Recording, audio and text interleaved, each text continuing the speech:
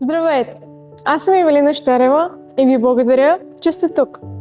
Радвам се, че можем да споделим Божието Слово заедно и че това послание може да достигне до повече животи. Ако това служение ви благославя, може да натиснете бутона за харесване, абониране и активиране на камбанката. Така помагате на Божието послание да достигне до повече животи. А сега, нека се подготвим и отворим сърцата си за това, което Бог има да ни каже днес. Сънувах духа на смърт. Как идва? И сяда на трапезата ни. Как го сънувах? В образа на мъртъв човек. И когато се събудих, това много започна да ми говори. Защото, вижте, аз наблюдавам в момента има много познати семейства, много близки семейства, много хора в момента преживяват една суша, безпаричие, безработица, трудни времена. И аз казах, добре, Господи, ако това се случи само при едно семейство, окей, може би изпитание за тях. Обаче виждам и при второ, при трето, четвърто, пето, казвам, не, това е демонично. Разбирате ли как разпознаваме духовете? Това вече е дух. И аз размишлявам от 2 дни и си казвам, Господи, аз трябва да разпозная кой е този дух. Запознаваме ви всяка седмица, Бог ни дава различни духове, срещу които всеки понеделник ние постим и се молим заедно като църква. Това беше духа на Езавел и ние видяхме победа. След 2 седмици ние видяхме силна победа срещу духа на Езавел. На следващата 3 седмица беше дух на презрение и завист. Започнахме молитва срещу дух на презрение и завист. Обаче интересното е, че още не е дошъл понеделник и Господ започна по-рано да изявява и просто ми говори, ми даде в сън духа на смърт. И всъщност разбрах, че смъртта вилнее и действа много силно. И тук не става въпрос само за безпаричие в финансовата област, но тук става въпрос, че смъртта владее в много сфери в живота на човека. И аз искам сега да споделя с вас слово как смъртта идва. И много интересно е, че Господ ми даде втора поредица, защото първата свършихме. И така, че искам да поговорим и за смъртта и живота. Искам в няколко служения да говорим за смъртта и за живота.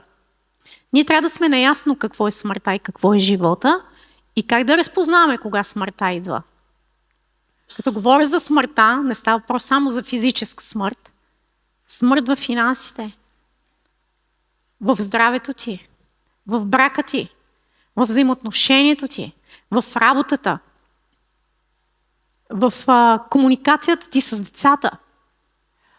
Там, където имаш битки, там, където има суша, там, където виждаш смъртта, буквално области, неща, където няма развитие, където нищо не се случва, всъщност там е смъртта. Проявата на болести също винаги главният дух стои духа на смърт. И затова тая сутрин, когато се започна да разсъждавам и казах, Господи, Ти отново ми разкриваш неща, които владеят в момента над Твоите синове и дъщери, над църквата. И аз се нуждавам наистина от повече откровение. И Святия Дух ми даде следния стих. Просто ми даде стих. И това е Яков 1:15. Яков 1:15.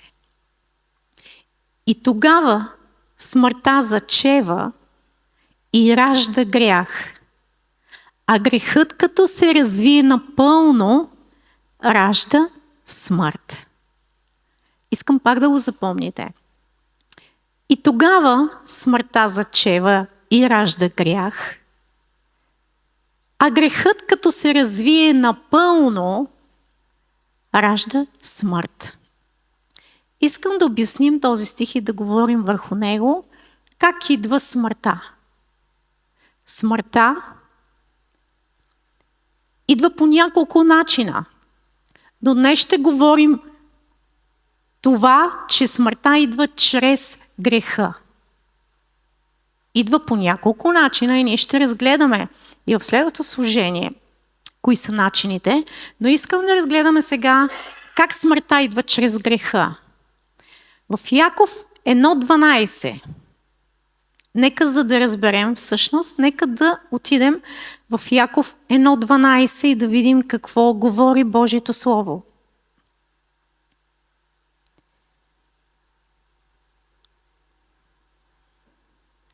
Блажен онзи човек, който издържа изпитня, защото като бъде одобрен, ще приеме за венец живота, който Господ е обещал на ония, които го любят.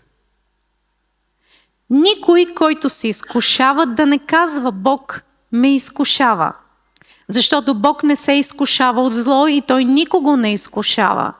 А който се изкушава, се завлича и подлъгва от собствената си страст. И тогава страстта зачева и ражда грях, а грехът, като се развие напълно, ражда смърт.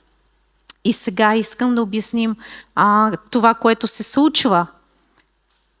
В 12 стих казва: блажен онзи човек, който издържа изпитня, защото като бъде одобрен, ще приеме за венец живота, който Господ е обещал на ония, които го любят.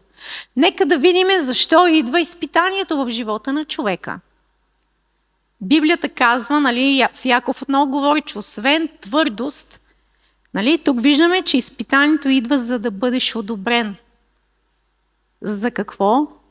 За венеца на живота. За да бъдеш одобрен. Тоест, ако бъдеш одобрен по време на изпитание, ти ще получиш благословение и живот. Ако бъдеш одобрен, вижте, ние живеем в свят и в живот, в който минаваме през изпитания. Ако ти минеш одобрен и бъдеш одобрен през това изпитание, ти ще получиш благословение и живот. Ти ще получиш живот и благословение. Това е абсолютно по същия начин, както в света минаваш изпит и взимаш диплома. Минаваш в следващо ниво. По същия начин е и в духовния свят. Имаш изпит, за да преминеш към следващото ниво на благословение и живот. Но само ако бъдеш одобрен. Върху какво е изпита? Върху какво ние сме изпитани? Върху Словото. Всяко изпитание идва, за да те изпита, да изпита знанията ти върху Словото. Ще живееш ли истината на Словото, когато дойде изпитание? Ще живееш ли Словото, когато дойде изпитание в живота ти? И ако ти го вземеш и си одобрен, ще получиш благословение и живот. Ще използваш ли Словото или ще се подадеш на изкушението? И сега, за да ме разберете, искам да ви дам примери, защото примерите най-силно обясняват какво искам да ви кажа и какво всъщност Словото говори. Например, какво е изпитание? И сега ще ви дам най-леките изпитания, защото има много силни и тежки изпитания, през които хората преминават. Но аз ще ви дам най-леките, които може би са най-трудни. И има една приказка, която казва, че малките камъчета обръщат каруцата. Точно малките неща обръщат благословенията ни и ние ги губим и вместо тях идват проклятия. Но нека да видим едни малки изпити, как могат да ни провалят и ние да не бъдем одобрени. Но ако бъдем одобрени, ние ще получим живот и благословение, следващо ниво на благословение и следващо ниво на живот. Нека да видим няколко примера. Представи си, например, идва време за твоята заплата. Работиш, минава времето, в което свършваш нужната работа, идва време за заплата и твоя шеф ти плаща заплатата. И той брои и ти дава 100 евро повече. И сега това е изпитание. Ще ги върнеш ли? Ще кажеш ли? Или ще замълчиш? Виждате ли колко леко, колко малко дребно изпитание? Ще ги върнеш ли или ще замълчиш и ще кажеш, нали, да не се объркал, аз се ги заслужавам, аз съм работил. Или в магазина ти връщат 10 евро повече. И ти го виждаш. Как ще постъпиш? Ще ги върнеш ли или ще се ги сложиш в джоба? Как ще постъпиш? Ще бъдеш ли честен? И ще поемеш ли отговорност пред Словото, което казва да не крадем и да не лъжем? Ще бъдеш ли честен пред Словото? Или просто ще ги сложиш в джоба си и ще излезнеш? Виждате ли, това са малки изпитания. Това са малки изпитания. Това са дребни изпити, обаче точно в твоята постъпка се крие или благословение, или проклятие. Чуваш ли? Точно в твоята постъпка се крие или благословение, или проклятие. Защото ако не ги върнеш, това е кражба. Те не ти принадлежат, човека се объркал и Бог те изпитва. Изпитва колко си отговорен и истински в Божието Слово, пред Божието Слово. Нарушаш Божията заповед, не кради. Или ще ви дам друг пример. Представи си, даваш назаем пари на приятел, даваш назаем пари на брат си, на майка си или на баща си, на роднина, на близък човек. И твой партньор те пита, липсват ми пари, ти взели, даде ли на някой, похарчили? И ти казваш, не съм дал на никой, не съм пипал пари. Обаче казваш не, а всъщност е да. И виждате ли, в тези малки отношения и постъпки към партньора, с който живеем, към семейството, с което живеем, ти взимаш пари, харчиш в тайно. Няма значение къде си ги дал, дали на човек, дали някъде си ги дал или си играл хазарт, няма значение. Но искам да кажа, че това са най-леките изпитания, в които аз ви давам примери и ти си готов да откраднеш и да излъжеш най-близкия си човек. Готов си да откраднеш и да излъжеш най-близкия си човек, семейството, с което живееш. Като не казваш истината, не поемаш отговорност да казваш истината. И това всъщност е проблем, защото ако ти имаш такова отношение, си способен да излъжеш и да откраднеш от най-близкия си човек. Какво означава за другите хора? Как би постъпил с другите тогава? Но в тези малки за нас грешки всъщност се крият най-голямите проклятия, които ни носят смърт. И сега ще ви обясня как ни носят смърт.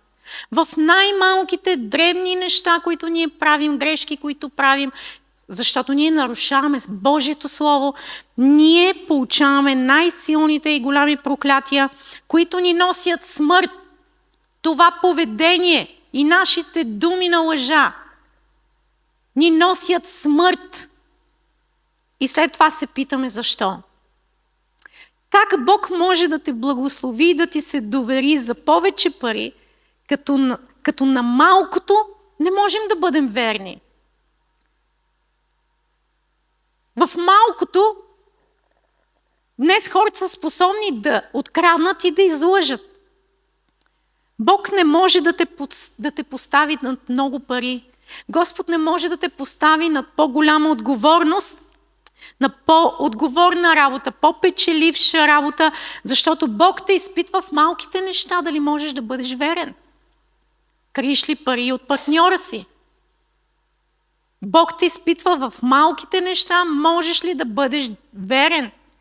Ако ти в тези малки дребни неща към твоя партньор на първо място можеш да бъдеш верен в парите, в отношението си към него, в искреност и честност към него, това означава, че Бог може да ти се довери да те постави над многото. Бог може да те постави тогава над многото. Какъв е изпита тук и къде Бог ни изпитва в тези малки неща. Верен ли си на Божието Слово да бъдеш честен и отговорен първо пред Словото и след това пред партньора си, с когото живееш? Можеш ли да бъдеш верен и отговорен първо пред Словото на Бога и след това пред човека, с когото живееш? Защото ако се поддадеш на това изкушение, Библията говори, ако ти се поддадеш на това изкушение, се поддаваш на собствената си страст.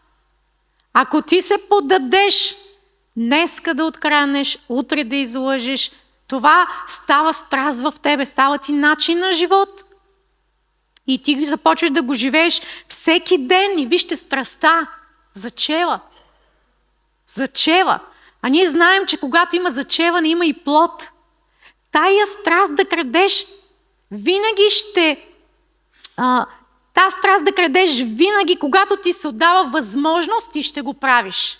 И няма да правиш компромис. Дали е твой партньор, дали е твоя родител, дали е дори твоето дете, дори някой близък, когато имаш възможност да откраднеш, това става страст в тебе, която се повтаря отново и отново. Когато лъжеш хората, близките около теб, това става страст и ти го правиш отново и отново, без да се съобразяваш. Зачеването носи плод. Това е страст. Вижте, малките, дребни грешки, Библията казва за това никой да не се изкушава. В следващия стих казва, никой да не казва Бог ме изкушава, Бог не се изкушава от злото. И да не се оправдаваме, че Бог ни изкушава. Защото това е наша страст вътре в нас. Когато ти започваш да правиш малки грешки и не поемеш отговорност да бъдеш честен и коректен, тогава това ти носи най-голямите проклятия. И всъщност това се превръща в твоя страст и да го правиш винаги, когато имаш възможност да го направиш. И каза, че когато страстта зачене в теб, започва плод и плода е греха.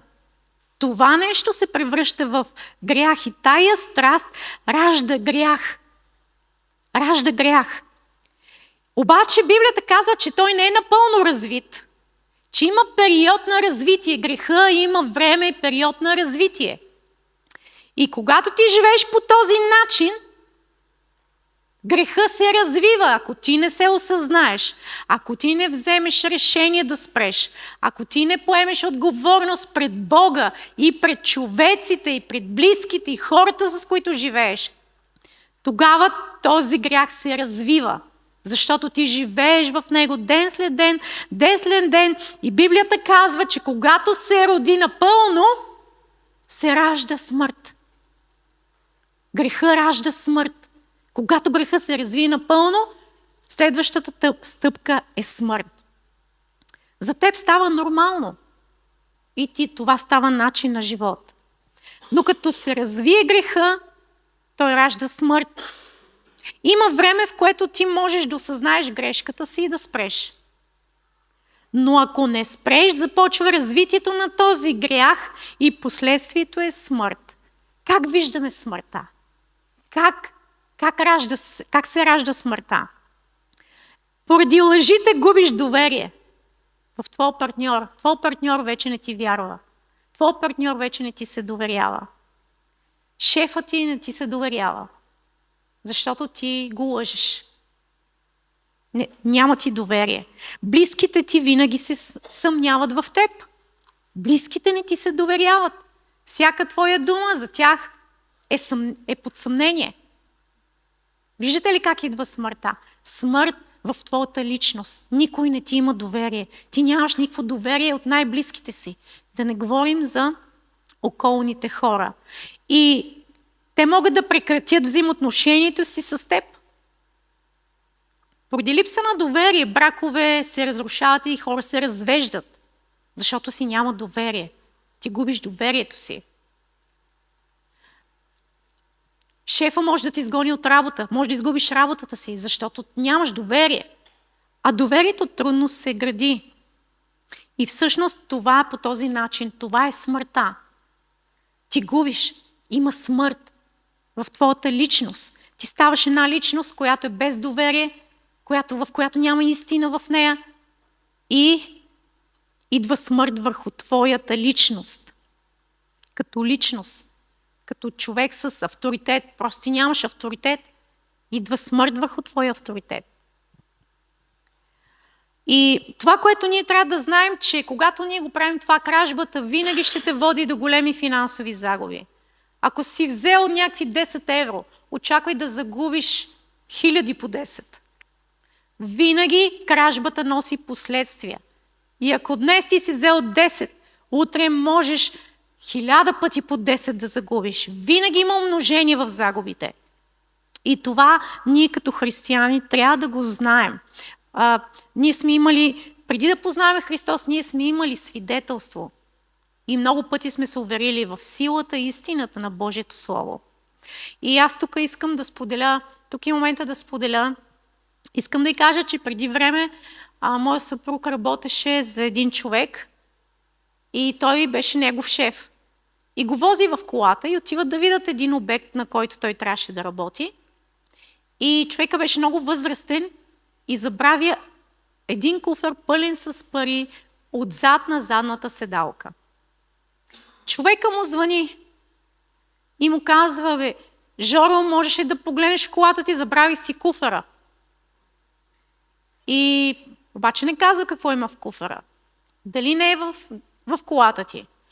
Той отваря багажника, гледа само инструменти. Вика: няма куфар. Гледа на предната седалка, няма куфар. Обаче на задната не се сещат. Просто не се е сетил да погледне.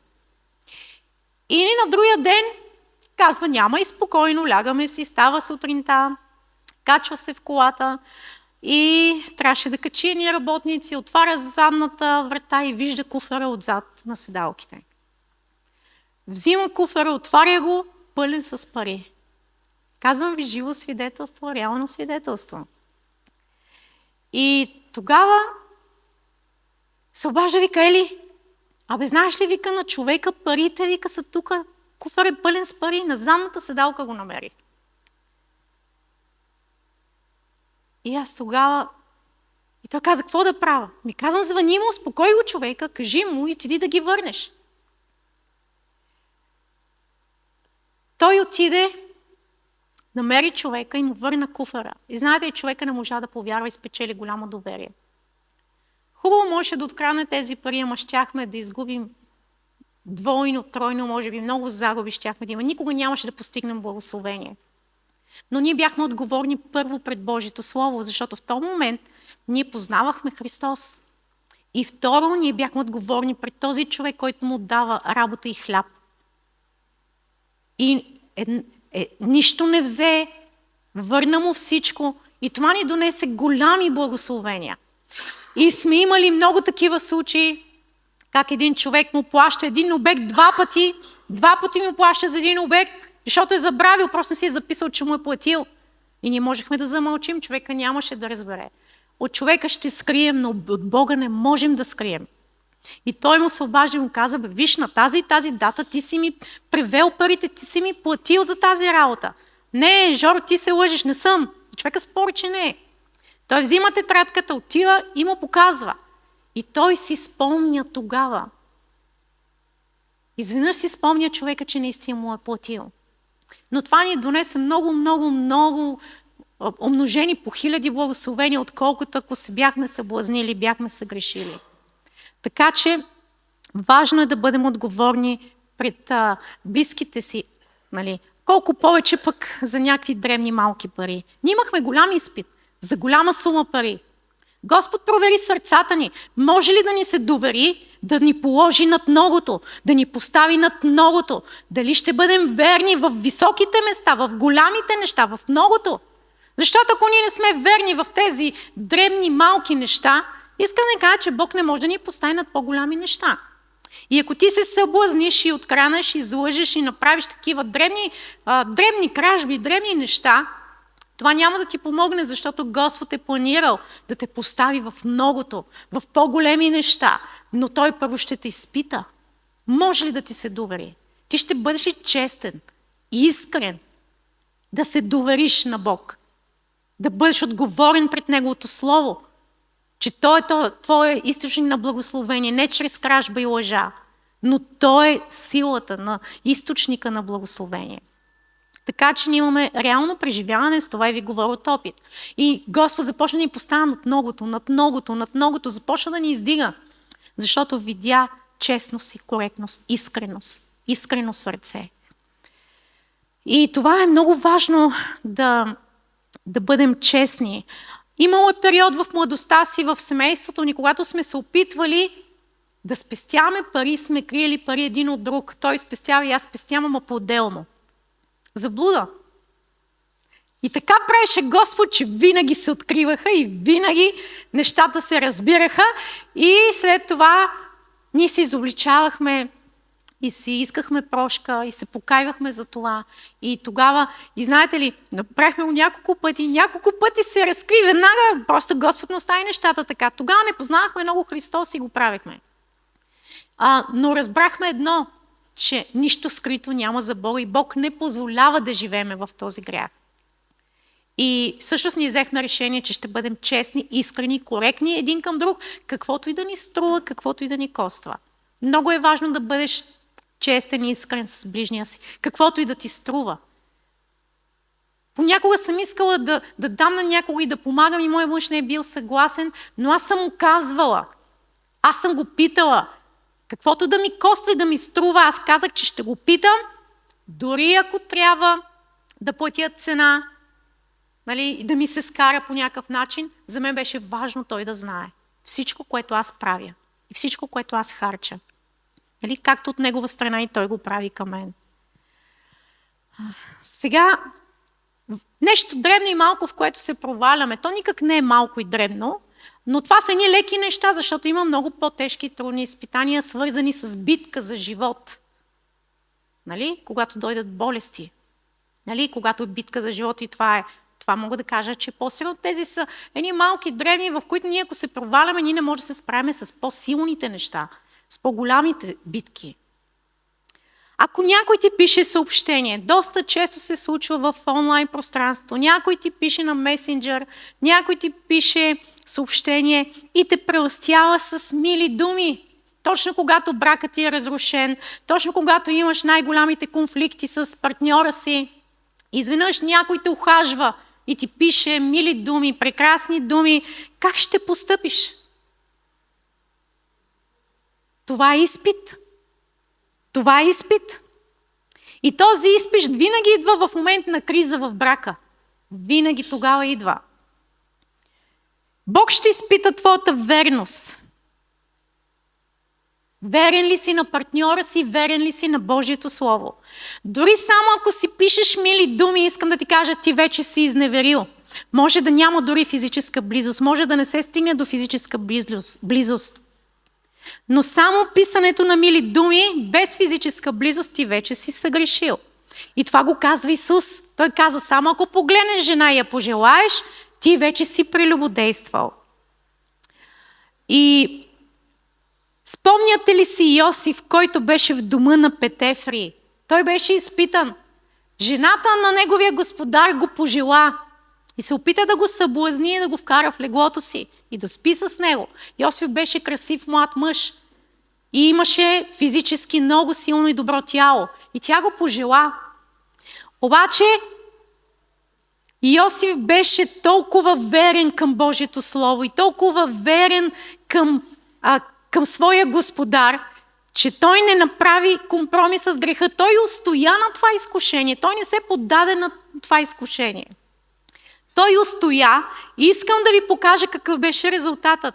Той бе благословен със силен живот и със силно издигане в своя живот.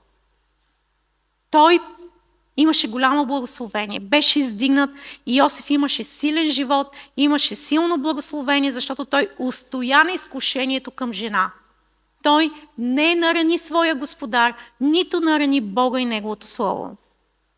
Така че резултатът при Йосиф беше богатство, снабдяване във всяка сфера. И тези, които четат Библията, знаят историята на Йосиф. Резултатът на благословение за неговото стояване и пазане от греха Беше богатство, снабдяване във всяка сфера и голяма власт му беше дадено. Бог го поставил над многото да управлява. Бог го намери верен и истината на Словото реално беше в живота му и той се доказа като верен човек, който заслужава благословение. Можеш ли да се докажеш като верен човек, който заслужава благословение? Можеш ли да докажеш, че Господ може да ти се довери? Може ли Господ да ти се довери? И вижте, стих 17 казва: всяко дадено добро и всеки съвършен дар е отгоре и слиза от Отца. Всяко добро и всеки съвършен дар слиза отгоре и идва от Отца. Без Отец няма добро. Всичко добро слиза отгоре. И по-надолу Божието Слово описва колко е важно да бъдем изпълнители на Словото. Колко е важно да бъдем изпълнители на Словото. Когато забележите смъртта или проклятието, много е важно да попитате Бог, коя е причината? Кой е коренът? В какво сгреших и защо ми се случва? Святия Дух ще ви изяви. Когато Святия Дух ви изяви причината, покайте се за нея. Защото покаянието отсича корена на проклятието. Когато Святия Дух ти изяви причината за смъртта, причината за проклятието, покай се за него и отсечи корена на това проклятие, за да не може повече да дава плод. Но след покаянието, това, което трябва да направим е да променим това, което Святия Дух е показал. Важно е вече да промениш това, което Святия Дух ти е показал и да не го живееш повече. Покайваш се, отсичаш корена с покаяние и променяш живота си и повече не го правиш. Започнете да живеете истината на Божието Слово, за да бъдете одобрени и да получите венеца на живота. Тръненият венец беше символ на проклятия поради греха на човечеството. Нали си спомняте, че на главата на Исус сложиха трънен венец? И това бе символ на проклятията на човека поради греха. Но сега Библията ни говори за венеца на живота. Когато бъдеш одобрен, след всяко изпитание, когато ти бъдеш одобрен, ще получиш венеца на живота. И всъщност венеца на живота го имат онези, които живеят истината на Божието Слово. Благословенията принадлежат на онези, които живеят истината на Божието Слово. И въпросът ми тук е: готов ли си да бъдеш безкомпромисен за истината на Божието Слово, с истината на Неговото Слово? Да бъдеш верен и отговорен първо пред Неговото Слово. Човек може да не те вижда, човек може да не разбира, обаче Бог е той, който вижда, чува всичко и знае всичко. Готов ли си да поемеш отговорност първо пред Бога и първо заради Неговото Слово ти да бъдеш честен, коректен, искрен, първо с твой партньор, след това с твоя дом, с твоето семейство, с хората, с които работиш, пред които носиш отговорност. Готов ли си да поемеш отговорност с истината на Неговото Слово? Много е важно това. Много е важно това. И нека да завършим с молитва. Нека да завършим с молитва. Вижте, това са много малки изпитания, много малки неща. Но за мен е много важно да бъда одобрена. Когато дойдат малки изпитания, когато дойдат трудности, как минаваш? Ние трябва да използваме Божието Слово. И ние трябва да спазваме Божието Слово във време на изпитания. Във време на изпитания хора са готови да похулят Бога, да презрат Бога, да изговорят гняв, да изговорят неща и да казват защо Господ го допусна. Всъщност Бог не е виновен, но ние с нашето поведение, ние с нашите думи, ние самите освобождаваме проклятие върху себе си, освобождаваме смъртта върху себе си. Защото смърт и проклятие е едно и също. Аз просто искам да ви прочета един стих в Второзаконие 30:19.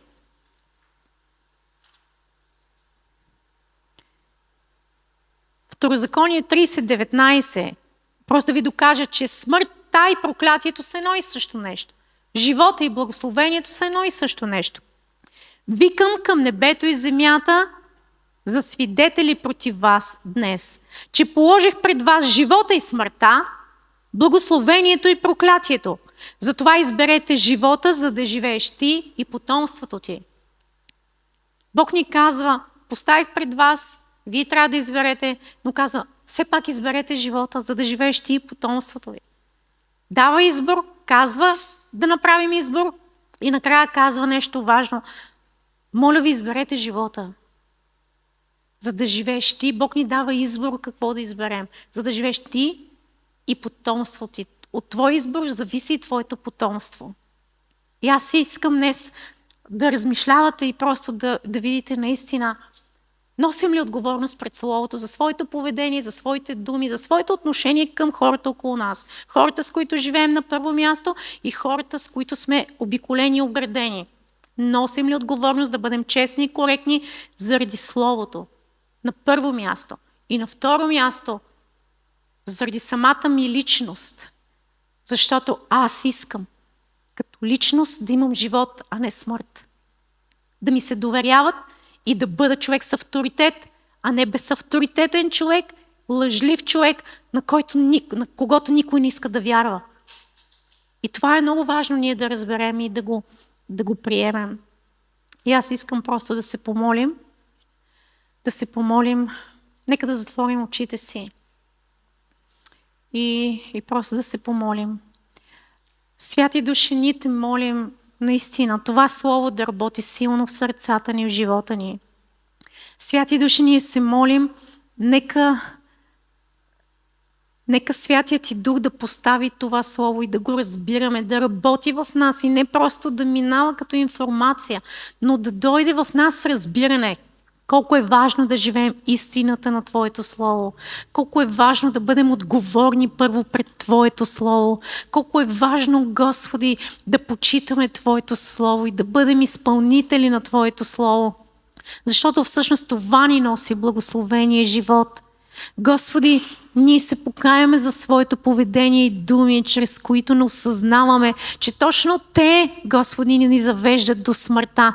Точно по този начин, чрез думи и поведение, ние отваряме врата на смъртта, Господи, и тя се настанява.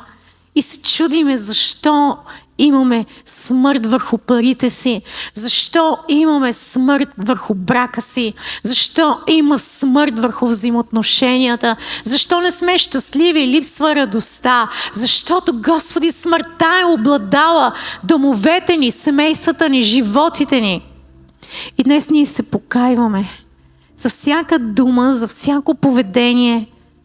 Господи, ние се покайваме пред Тебе и само пред Тебе ние се покайваме за всяка дума, за всяко поведение, Господи, с които ние сме освободили духа на смърт. И той владее върху взаимоотношенията ни, върху браковете ни, върху децата ни, върху живота ни с Тебе. Ние се покайваме в името на Исус.